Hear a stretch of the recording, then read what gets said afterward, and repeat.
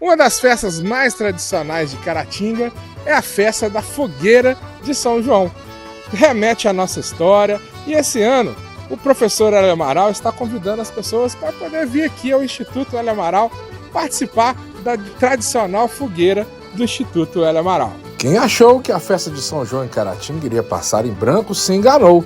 O Instituto Hélio Amaral está organizando uma festa de São João para celebrar a data especial do padroeiro da cidade, com direito a quadrilha, comidas típicas e, claro, a tradicional fogueira. O convite já feito. Nós até gostaríamos que a cidade de Caratinga viesse aqui até mesmo para prestigiar, porque nós lutamos muita dificuldade para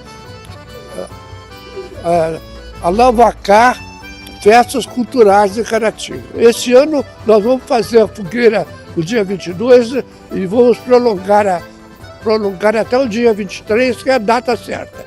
E nós procuramos fazer, o que é tradicional, com o levantamento da bandeira de São João. Nossa fogueira é simples, pequena, modesta, mas de qualquer maneira é feita com muito carinho, sempre, todos os anos. E sempre tem uma ou duas quadrilhas aqui, e se nós tivéssemos mais ajuda, nós teríamos, nós gostávamos de fazer a dança das fitas, mas de qualquer maneira a festa é feita com muito cuidado e é feita com muito carinho também, viu? Hélio Amaral explica que o evento acontece desde a fundação do Instituto e não conta com nenhum auxílio financeiro governamental. O Instituto Hélio Amaral foi inaugurado com a festa de São João. A fogueira é tradicionalíssima aqui, até porque a história do Instituto começa com ela.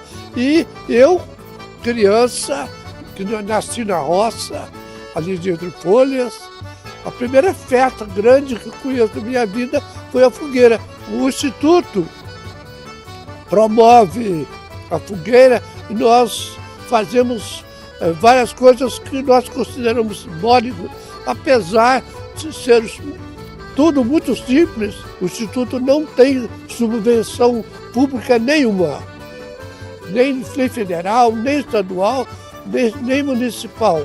O Instituto vive de seus próprios recursos. Se você quer participar de uma típica festa junina, o São João do Instituto Hélio Amaral é uma excelente opção. Mais uma vez nós convidamos a todos os amigos do Instituto que venham aqui.